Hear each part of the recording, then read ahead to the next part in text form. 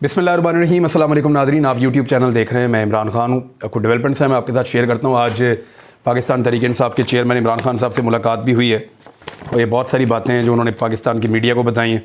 इनमें कुछ पॉइंट्स मैंने नोट किए हैं, ये भी आपके साथ शेयर कर लेता हूँ। लेकिन अभी जो डेवलपमेंट्स हैं बड़ी वो मैं आपको बता देता हूँ। इमरान खान साहब ने एक तो ख़िताब भी किया अपने उम्मीदवारों से जिन्होंने इलेक्शन लड़ने जाना है। लोगों ने अपने कागजात नामजदगी जमा करवा दिए हैं। मरीम नवाज़ ने 4 हलकों से, एक गालिबन गुजरांवाला है और 3 लाहौर के हैं, वहाँ से कागजात नामजदगी जमा करवाए हैं। हमज़ा शहबाज, बाकी सब लोग, पाकिस्तान तहरीक इंसाफ के भी ज़्यादातर उम्मीदवार, उन्होंने अपने कागजात नामजदगी जमा करवा दिए हैं और अब पता चलेगा किसका किससे मुकाबला होने जा रहा है। कुछ मुकाबले बड़े इंटरेस्टिंग होंगे, आने वाले दिनों में मैं आपको उसके बारे में बताऊँगा। लेकिन सबसे पहले आप ये देख लें कि इमरान खान साहब के जो वारंट गिरफ़्तारी थे, जिनके ऊपर ये सारा ऑपरेशन हुआ, और इसका नाम है ऑपरेशन 20 मिनट्स, क्योंकि 20 मिनट का अंदाज़ा किया गया था और आईजी पंजाब को ये बताया गया था, बाकी सबको जो तफसीलात थी वो ये थी कि 20 मिनट्स के अंदर पुलिस इमरान खान को गिरफ़्तार करके हेलीकॉप्टर तक ला चुकी होगी और हेलीकॉप्टर से इमरान खान साहब को फौरी तौर पे इस्लामाबाद में शिफ्ट किया जाएगा। इस्लामाबाद में एक पूरे इलाके को कर्फ्यू ज़दा बना दिया गया था कि इमरान खान साहब को वहाँ रखा जाएगा। 3 से 4 दिन उन्हें वहाँ कैद रखा जाएगा और 4 दिन के बाद जब 18 तारीख आएगी तो उनको अदालत में पेश किया जाएगा। ये जो 4 दिन है ये बड़े इंपॉर्टेंट दिन थे और इनके हवाले से इमरान खान साहब का ये मानना है कि इन दिनों में उनके साथ वो सलूक करने की कोशिश की जाती जो आदम सवाती और शहबाज गिल के साथ टॉर्चर हुआ, या उनके साथ वहाँ पे तशद्दुद किया जाता, या उनको ह्यूमिलिएट किया जाता, या उनकी जान को ख़तरा हो सकता था। ये सारी बातें इमरान खान साहब ने आज खिताब करते हुए भी कही हैं। ऑपरेशन जो 20 मिनट्स था उसकी नाकामी हुई है और उसकी नाकामी के बाद बल्कि इमरान खान साहब ने आज जो बताया उसको इसके साथ जोड़ के आपको पूरी खबर मैं बताता हूँ। इमरान खान साहब ने कहा कि 3 मरतबा उन्होंने गिरफ्तारी देने का फ़ैसला किया। उन्होंने कहा जब बहुत बड़ी तादाद में पुलिस ने आकर घेरा डाल दिया, एक तो उन्होंने कहा कि 2 मरतबा हमने अपनी रैली कैंसिल की है, दफ़ा 144 लगा देते थे, फिर अदालत में उसको चैलेंज भी किया हुआ है। इलेक्शन शेड्यूल आने के बाद दफ़ा 144 लगाना भी एक बड़ा अजीबोगरीब किस्म का सिलसिला है जो शुरू कर दिया था इम्पोर्टेड हुकूमत ने, या ये जो इम्पोर्टेड हुकूमत ने बनाई हुई निगरान हुकूमत है उसने।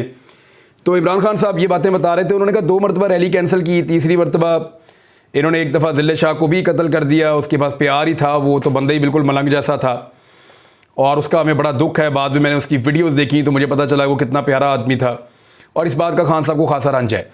फिर उन्होंने कहा कि उससे अगले दिन हमने फिर जब रैली निकाली और रैली की जब ताकत देखी गई और जब ये देखा गया कि रैली के अंदर लोग 6-7 घंटे इमरान खान के साथ पैदल चलते रहे हैं और घर वापस नहीं गए और बड़ी ज़बरदस्त कमिटमेंट थी, तो इस बात के ऊपर खासी तशवीश पैदा हो गई उन लोगों में जिन्होंने इमरान खान के ख़िलाफ़ इलेक्शन लड़ना है। दूसरा प्रॉब्लम ये हो गया कि रैली की वापसी पे इमरान खान साहब को गिरफ़्तार किया जाना था, लेकिन रैली के अंदर लोग कम नहीं हुए। अब आप गौर करें, जिस दिन रैली थी जो लोग रैली में शामिल थे उनको इस बात का पता है कि रैली के दोनों तरफ रस्तों में छोटी छोटी गलियों तक को बंद कर दिया गया था ताकि नए लोग रैली में शामिल ना हो सकें और पुराने लोग 2 घंटे 3 घंटे 4 घंटे के बाद निकल जाएंगे। तो जिस वक्त इमरान खान साहब की रैली में लोगों की तादाद कम होगी उस वक्त इनकी गाड़ी पे हल्ला बोल के इनको गिरफ्तार कर लिया जाएगा। लेकिन इमरान खान साहब ने ये बात बताई भी है। उन्होंने कहा मुझे पता था कि मुझे आज गिरफ्तार किया जा सकता है जब वो रैली इख्तिताम पे पहुंच रही थी, लेकिन लोगों की क्योंकि बहुत बड़ी तादाद उनके साथ थी तो वो कामयाबी से अपने घर पहुंच गए। अगले दिन जो है वो ऑपरेशन शुरू कर दिया गया। इमरान खान साहब ने कहा कि एक तो ऑपरेशन शुरू होने से बिल्कुल पहले जब मुझे अंदाज़ा हो गया कि बहुत बड़ी फोर्स आ गई है, चारों तरफ से घेर दिया गया है, रास्ते बंद कर लिए गए हैं और पुलिस बड़ी अग्रेसिव है इस वक्त, और ये भी रिपोर्ट हुआ कि रेंजर्स की गाड़ियाँ भी पहुँच रही हैं। तो इमरान खान साहब ने अपनी क़यादत को कहा कि आप जाके उनसे बात करें, मुज़ाकरात करें और उन्हें कहें कि अभी हाई कोर्ट के अंदर मामला चल रहा है, उसको भी देख लेते हैं और नेगोशिएशंस कर लें, अदरवाइज़ मैं गिरफ्तारी दे देता हूँ। तो इमरान खान साहब का ये कहना था कि जैसे ही मेरे लोग बात करके वापस आ रहे थे, शाह महमूद कुरैशी साहब वगैरह गए थे, वो कहते हैं जैसे ही वो वापस आए तो पीछे से ही शेलिंग शुरू हो गई। यानी पुलिस को इस बात के ऊपर मजबूर किया गया था कि आपने इमरान खान को बज़ोर ताकत गिरफ़्तार करना है। इमरान खान साहब को गिरफ़्तार करते वक्त उनको ह्यूमिलिएट करना है और उनको बाई फोर्स गिरफ़्तार करना है, कोई नेगोशिएशन के ज़रिए इज़्ज़त के साथ गिरफ़्तार नहीं करना जैसे कि नॉर्मली लीडर्स को गिरफ़्तार किया जाता है। तो उसके बाद फिर लोगों ने मुज़ाहमत शुरू कर दी। एक वक्त ऐसा आया जब पाकिस्तान तहरीक इंसाफ के सिर्फ चंद कारकुन और पुलिस की बहुत बड़ी नफरी आमने सामने थी। उस वक्त एक किसी शख्स ने वहाँ पे पेट्रोल बम भी एक मारा। अच्छा, एक ही पेट्रोल बम मारा है किसी ने, एक बोतल के अंदर वो पेट्रोल या फ्यूल डाल के उसको आग लगा के फेंकते हैं, तो वो एक वाक़या हुआ है। ये वाक़यात ज़्यादा नहीं हुए, ना ज़्यादा रिपोर्ट हुए हैं। खाने वाली गाड़ी को पुलिस ने आग लगाई है, बाहर जो गाड़ियाँ पाकिस्तान तहरीक इंसाफ वालों की खड़ी थी उनको पुलिस ने आग लगाई है। पुलिस ने बहुत सारी गाड़ियों को तोड़ा भी है, उसके विजुअल्स भी आपने देखे हैं। तो पीटीआई की तरफ से एक बंदे ने एक वो पेट्रोल की बोतल फेंकी है आग लगा के, पेट्रोल बम जिसको आप कहते हैं, और ये मुबैना तौर पे एक इंतहाई गलत वाक़या हुआ है। लेकिन उस वक्त एक गाड़ी खड़ी करके ज़मान पार्क में इमरान खान के घर के बाहर कंटिन्यूसली उस गाड़ी से शेलिंग इमरान खान के घर में की जा रही थी। ये जितने शेल आपको इमरान खान की टेबल पे पड़े हुए नज़र आ रहे हैं, ये सारे वो हैं जो उनके घर के अंदर आकर गिरे हैं। आज हमें सहाफ़ियों को एक नौजवान ने बताया कि 30 के करीब शेल जो है वो एक छोटा सा एरिया उनके घर का वहाँ से इकट्ठे किए हैं और बाकी दूसरे एरिया से शेल इकट्ठे किए हैं। जो बख्तरबंद गाड़ी के अंदर से शेल आता था वो बहुत छोटे साइज़ का होता था और बड़ा लीथल होता था, और फिर बड़े शेल्स जो हैं वो भी फायर किए गए जिसको गन के साथ फायर करते हैं। रबर बुलेट्स और दूसरी बुलेट्स भी फायर की गई जिनके खोखे बाद में इमरान खान साहब को पहुंचाए गए। वो इमरान खान साहब ने शो भी किए मीडिया के सामने, आलमी मीडिया के सामने। इमरान खान साहब ने कहा कि मैंने दोबारा भी 2 मरतबा गिरफ्तारी देने के लिए कोशिश की और एक मरतबा मैं अंदर गया अपने कमरे में, मैंने अपना बैग उठाया जो पैक किया हुआ था, और इमरान खान साहब ने कहा कि साबिक खातून अव्वल ने, इमरान खान साहब की अहलिया ने तशवीश का इजहार किया इस लड़ाई पे और इस बात पे कि वो गिरफ्तारी देने जा रहे हैं। तो उन्होंने कहा कि मैंने अपनी अहलिया को कह दिया था कि कोई फ़र्क नहीं पड़ता, अल्लाह रब्बुल इज़्ज़त जो है वो सारे मामले संभाल लेगा और ये इस वक्त खून खराबा हो जाएगा, मैं जाकर गिरफ्तारी देने जा रहा हूँ।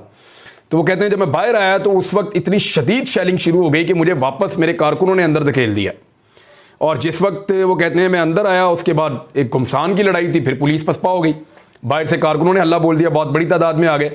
तो उन्होंने कहा कि 3 मरतबा, और वहाँ पे लोगों ने कंफर्म किया कि 3 मरतबा इमरान खान साहब ने कहा कि मैं अरेस्ट हो जाता हूँ, लेकिन क्योंकि कारकुनों को जानबूझकर इमरान खान साहब के बकौल इश्तियाल दिलाया गया था, तो उस इश्तियाल की वजह से बाहर एक लड़ाई लग गई थी और उस सूरत हाल में जो गिरफ़्तार होना वो उस तरह से रहा नहीं पॉसिबल जिस तरह से इमरान खान साहब सोच रहे थे। बहरहाल ये तो फैसला ऐसा लगता है कि किया गया है कि इमरान खान को बाई फोर्स ताकत के बलबूते पे गिरफ्तार किया जाएगा। अब हमने इमरान खान साहब से पूछा कि आप जाएंगे और जाकर अदालत में पेश होंगे 18 तारीख को? उन्होंने कहा जी मैंने क्योंकि एक वादा कर लिया, लिख कर दे दिया, तो मैं ज़रूर पेश हो जाऊँगा। लेकिन फिर जो वारंट की मुअत्तली की जो दरख्वास्त है इमरान खान साहब की, वो सेशन कोर्ट ने खारिज कर दी है। इमरान खान साहब की डिस्ट्रिक्ट एंड सेशन कोर्ट जो तोशाखाना केस में इमरान खान साहब ने लिख कर दिया कि मैं 18 तारीख को आ जाऊँगा, उसको अदालत ने खारिज कर दिया। अब ज़रा आप गौर करें, साबिक वज़ीर-ए-आज़म नवाज शरीफ साहब की जान की ज़मानत मांगी थी पाकिस्तान की अदलिया ने। उस वक्त की हुकूमत ने कहा कि जनाब बात यह है कि ये भाग जाएंगे और नहीं आएंगे, आप इनसे श्योरिटी बॉन्ड्स ले लें। तो अदालत ने 50 रुपये के स्टाम्प पेपर के ऊपर नवाज शरीफ साहब को पाकिस्तान से बाहर भिजवा दिया और 4 साल हो गए वो वापस नहीं आए, ना वो पैसा आया। एक तरफ तो अदालत का ये रवैया था, दूसरी तरफ एक साबिक वज़ीर-ए-आज़म लिख कर दे रहा है कि मैं 18 तारीख को ज़रूर अदालत में पेश हो जाऊँगा। इमरान खान साहब का कहना है कि थोड़े दिन पहले मैं अदालतों में पेश होने के लिए जब इस्लामाबाद गया तो मुझे 4 जगह पे पेश होना था, मैं 3 अदालतों में पेश हुआ और फिर हमें पक्की इतला दी गई कि ये जो चौथी जगह है यहाँ पे आपके ऊपर हमला कर दिया जाएगा और आपके कत्ल का यहाँ पे मंसूबा है। और वो बिल्कुल तंग गलियाँ हैं, छोटी छोटी जगह है, साइडों पर ऊँची ऊँची बिल्डिंग है, उसका सारा एरिया जो है वहाँ पर स्नाइपर इस्तेमाल किया जा सकता है किसी को मारने के लिए। और इतनी सिंगल दीवारें हैं, किसी भी दीवार के पीछे भी बम रखा जा सकता है हमला करने के लिए। इस किस्म की चीज़ें वहाँ हो सकती हैं, खुदा ना खास्ता। तो सिक्योरिटी की जिम्मेदारी किसकी होगी? एक जज साहब ने यह बताया पाकिस्तान तहरीक इंसाफ के लोगों को कि ये जो अदालत है इसके अंदर से सीसीटीवी कैमरास गायब कर दिए गए हैं, सीसीटीवी का निज़ाम ख़त्म किया गया है इमरान खान साहब की पेशी से पहले। और इसके अलावा वो जज साहब ने यह बताया कि जो सिक्योरिटी यहाँ पे रोज़ाना मौजूद होती है, जो अदालत के हाथे में होती है, वो सिक्योरिटी जिस दिन इमरान खान साहब की पेशी थी उस दिन मौजूद नहीं थी, बल्कि उनकी जगह पे कुछ नामालूम लोग मौजूद थे जिनको वो पहले से नहीं जानते थे। अब ये इन्फॉर्मेशन बड़ी अलार्मिंग है पाकिस्तान तहरीक इंसाफ के लिए। वकला ने भी इन बातों को कंफर्म किया, एक जज साहब ने भी मुबैना तौर पे इन बातों को कंफर्म किया। तो इसके बाद पाकिस्तान तहरीक इंसाफ ने ये रिस्क ना लेने का फैसला किया। उनको लगा इमरान खान पे पहले भी हमला हो चुका है तो दोबारा हम यहाँ पे ना लेकर जाएं, लेकिन इमरान खान साहब ने कहा मैं यहाँ पेश हो जाऊँगा। इसके बावजूद अदालत ने इमरान खान साहब की दरख्वास्त मानने से इनकार कर दिया और ये कहा कि उनको गिरफ्तार करके पेश किया जाए। अब इमरान खान साहब को गिरफ्तार करने की कोशिश की जाएगी। लाहौर हाई कोर्ट के ऑर्डर के ऊपर कल सुबह 11 बजे तक के लिए ऑपरेशन रुका हुआ है। 11 बजे के बाद पुलिस ऑपरेशन कर भी सकती है, लेकिन इससे पहले पाकिस्तान तहरीक इंसाफ और आईजी पंजाब के मुज़ाकरात होने हैं हाई कोर्ट के ऑर्डर्स के मुताबिक। मुज़ाकरात के लिए पाकिस्तान तहरीक इंसाफ की टीम गई है। वहाँ पे क्या तय पाया, किस तरह तय पाया, असद उमर साहब हैं, शाह महमूद कुरैशी साहब हैं, फवाद चौधरी साहब हैं, ये लोग मुज़ाकरात के लिए गए हैं। लेकिन देखना ये है कि इन मुज़ाकरात का नतीजा क्या निकलता है। आईजी पंजाब ने और आमिर मीर में प्रेस कॉन्फ्रेंस की है। एक चीज़ तो इंतहाई काबिल अफसोस है, आमिर मीर ने वहाँ पे मौजूद ज़मान पार्क में जो हमारे पश्तून भाई हैं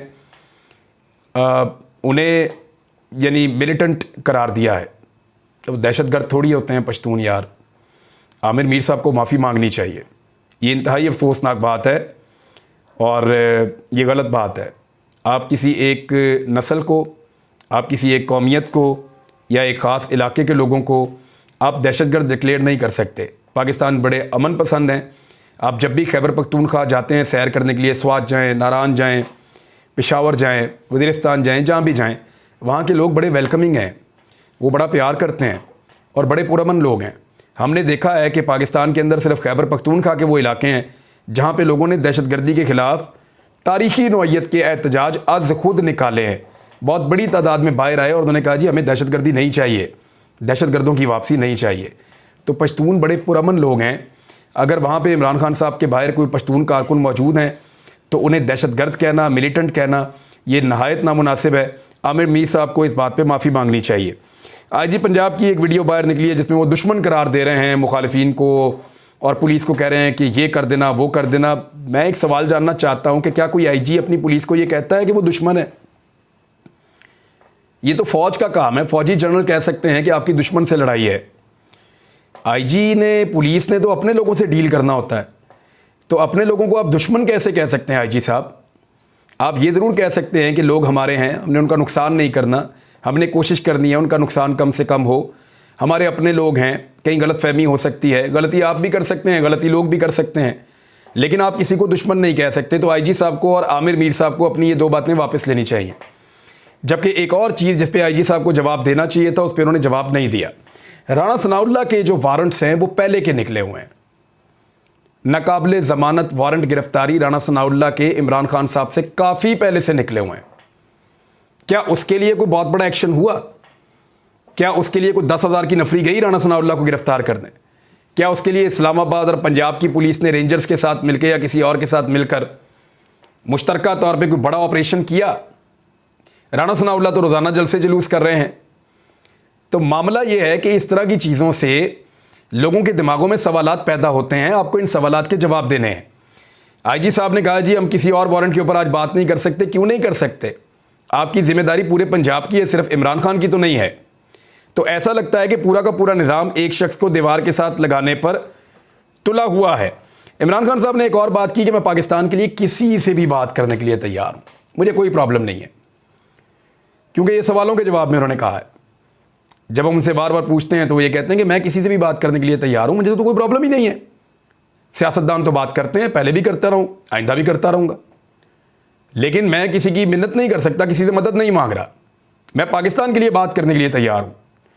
दूसरा, इमरान खान साहब ने कहा जो एक और बड़ी इंपॉर्टेंट बात है, उन्होंने कहा कि नवाज शरीफ साहब का जो मुतालबा है वो पाकिस्तान को नुकसान पहुंचाएगा और नवाज शरीफ साहब अपने वादे पूरे करने का जो है वो जो उनके साथ वादा किया गया है वो वादा पूरा करने के लिए नवाज शरीफ साहब एक ही बात कर रहे हैं कि जो वादा किया वो निभाना पड़ेगा, जो वादा किया वो निभाना पड़ेगा। अब नवाज शरीफ साहब के साथ जो वादा किया है उसको निभाने का मौसम 80s में होता था, 90s में होता था। ये 2023 है, पाकिस्तान बदल गया है, नौजवान कुछ और सोच रहे हैं, सोशल मीडिया का दौर है। यहाँ पे कौन से वादे आपने इस तरह से निभाने हैं कि पाकिस्तान को खुदा न खास्ता नुकसान हो जाए? और पाकिस्तान के लोगों को पाकिस्तान के इदारों के सामने लाकर खड़े करने की पॉलिसी कोई ठीक पॉलिसी नहीं है, ये गलत पॉलिसी है, इससे नुकसान होगा। लोग कोई कानून तो हाथ में नहीं ले रहे। हाँ, लेकिन जब आप कानून का मजाक बनाएंगे, आप किसी के लीडर को गिरफ्तार करेंगे और उनको लगेगा कि लीडर को कत्ल किया जा सकता है तो वो रिएक्ट करेंगे। इमरान खान ने गिरफ्तारी की पेशकश की थी, उसका मजाक बनाया गया, तो सूरत हाल अब आपके सामने है और अभी भी नेगोशिएशंस हो रही हैं, उनके अंदर कोई नतीजा निकल सकता है, लेकिन मुझे उम्मीद बहुत कम है। जो आईजी पंजाब है उन्होंने एक बात बड़ी अच्छी कह दी है। अहमद मीर साहब ने ये क्लेम किया था कि गिलगित बल्तिस्तान की पुलिस ने इस्लामाबाद की पुलिस के ऊपर बंदूकें तान लीं। अब ये झूठ था, मैंने पहले इस खबर को दिया, जियो ने भी इसको बाद में कहा। इसको बुनियाद बना के आईजी गिलगित बल्तिस्तान को जो है वो तब्दील भी किया गया। बुनियाद तो नहीं बनाया गया, लेकिन इस प्रोपेगेंडा के बाद आईजी गिलगित बल्तिस्तान को तब्दील भी किया गया। तो आईजी पंजाब ने कहा जी ऐसा कुछ नहीं हुआ, हमारे फोर्सेस के जवान वहाँ पे मौजूद थे, ऐसी कोई चीज़ रिपोर्ट नहीं हुई। तो मेरे ख्याल में उन लोगों को, सहाफ़ियों को और टीवी चैनल को जिन्होंने पाकिस्तान को तकसीम करने की ये साजिश की है, उनको अपनी साजिश के ऊपर माफ़ी मांगनी चाहिए, पशेमान होना चाहिए। दूसरा मैं आपको एक चीज़ बता दूं, इमरान खान साहब ने यह कहा कि वो बात करने के लिए तैयार हैं और उन्होंने कहा कि हमारे सामने बड़ी अच्छी मिसालें इस्लाम में मौजूद हैं, माफ़ कर देने की मिसालें। मैं सबको सब कुछ माफ़ कर सकता हूं, लेकिन चोरों को नहीं माफ़ कर सकता, क्योंकि उन्होंने मेरी चोरी नहीं की, उन्होंने इस मुल्क की चोरी की है। इस मामले के ऊपर इमरान खान साहब ने कहा कि मेरा कोई बस नहीं है और ना मेरी पॉलिसी है कि चोरों को माफ़ किया जाए। हाँ, बाकी सबको सब कुछ माफ़ कर सकता हूँ, जो मुझे ज़ाती तौर पे नुकसान पहुँचाने वाले हैं उनको भी माफ़ कर सकता हूँ, ज़ाती तौर पे जिन लोगों ने हरकतें की उनको भी माफ़ कर सकता हूँ, लेकिन चोरों को माफ़ नहीं कर सकता। ये इमरान खान साहब जब कहते हैं तो फिर बहुत सारे लोगों को प्रॉब्लम हो जाती है। इमरान खान साहब ने नबी अकरम सल्लल्लाहु अलैहि वसल्लम की फ़तह मक्का का हवाला भी दिया कि आप सल्लल्लाहु अलैहि वसल्लम ने, रहमतुल्लिल आलमीन थे आप सल्लल्लाहु अलैहि वसल्लम, तो सबको माफ़ कर दिया था।